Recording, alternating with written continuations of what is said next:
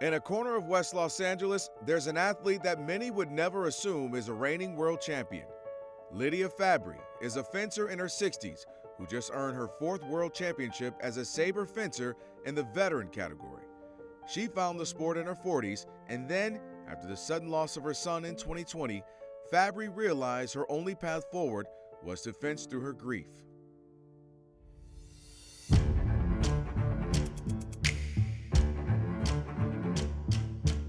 The biggest key in a good fencer is not telegraphing what you're about to do. I hold the national champion record as well as the world champion record in women's, veteran women's saber fencing. This is my 4th world champion win. I started fencing in 2001 when I was 42. And then coming back, I was really fearful, can I do it again? Can I be as good as I was? And that was where I kind of had my friends remind me, it's like, it doesn't matter, just have fun. You know, just give it a try.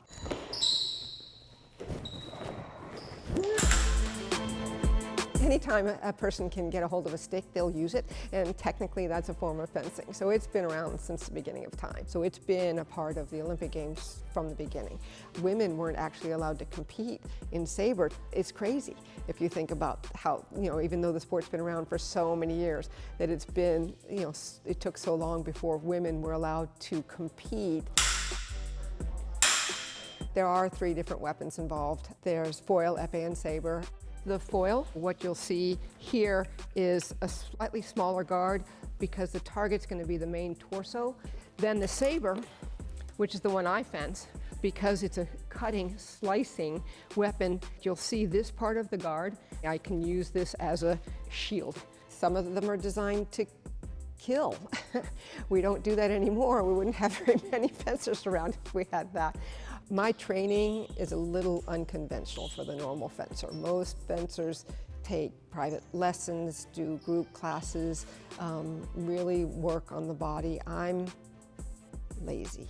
I train 2 to 3 times a week. When I'm building up towards a competition, I'm generally about 3 times a week. It's not just physical, there is a huge mental gain in fencing. And so both of those have been what have helped me do well. You look at your opponent, right, and salute. And you salute and then we salute our referee, and then we salute our audience. This is Avant-Garde Fencers Club. It's my family's fencing club, so we're a small family business. We've been open since my first week of high school in 2009. My dad is, if you ask me, one of the greatest coaches ever.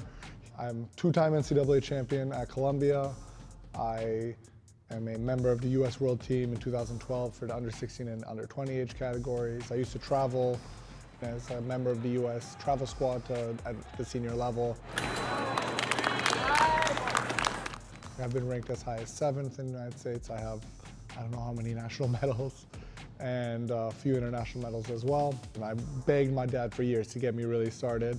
But he kept saying, saber's too heavy for you, saber's too heavy for you. Again, I tried to start. He gave me one lesson. He said, you're still not strong enough, do push-ups for a year. And so I started when I was 8 years old in 2nd grade, and I haven't stopped since. Lydia was looking for some bouting, so she came in to fence with us. There's nobody else I work with in the same way as I work with Lydia. We focus almost exclusively on theory. That makes it a little bit more intellectualized, and very different from what I would do with most people. Your parryism definitely logical here, right? She had made the plan and you made a better plan. Right. Right? Right. There's a little bit of a rock, paper, scissors, but that's what fencing is sometimes. Yeah. Smart rock, paper, scissors. Yeah. I try to take what my athletes bring to the table and work from there.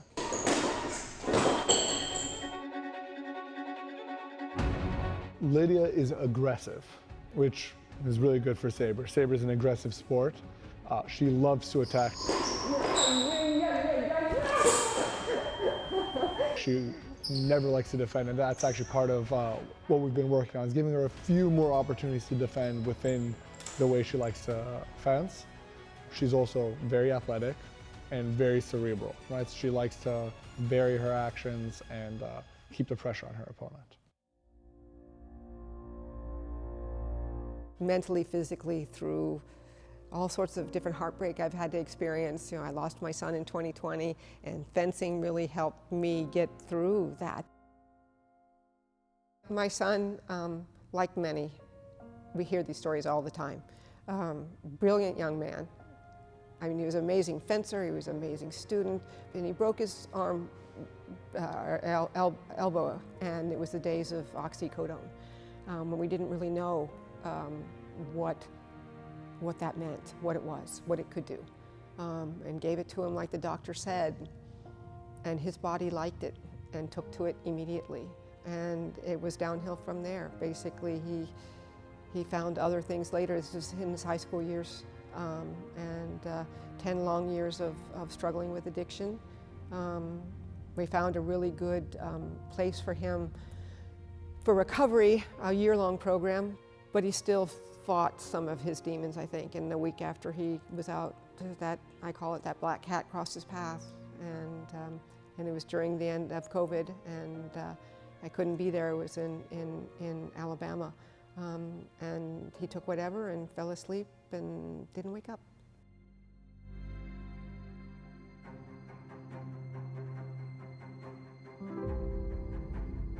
As I've aged in the sport, it's taught me so much about patience, but perseverance, and being willing to always be open to learning, growing, thinking about something new. Because also that's the hard part about being a world champion, is I have a target on my back or on my front.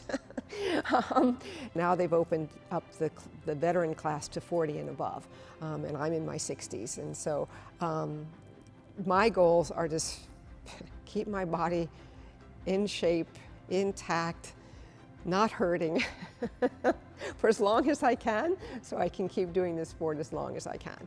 I'm a firm believer in try anything. You know, you can always stop. There's nothing like trying something new and seeing what your body's going to do or what your mind might do with it. Don't be afraid to lose. Don't be afraid to try it.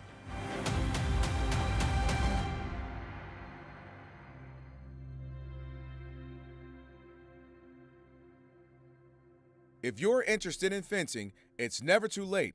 The Fencers Club in West LA welcomes new members of all ages for group classes or individual private lessons.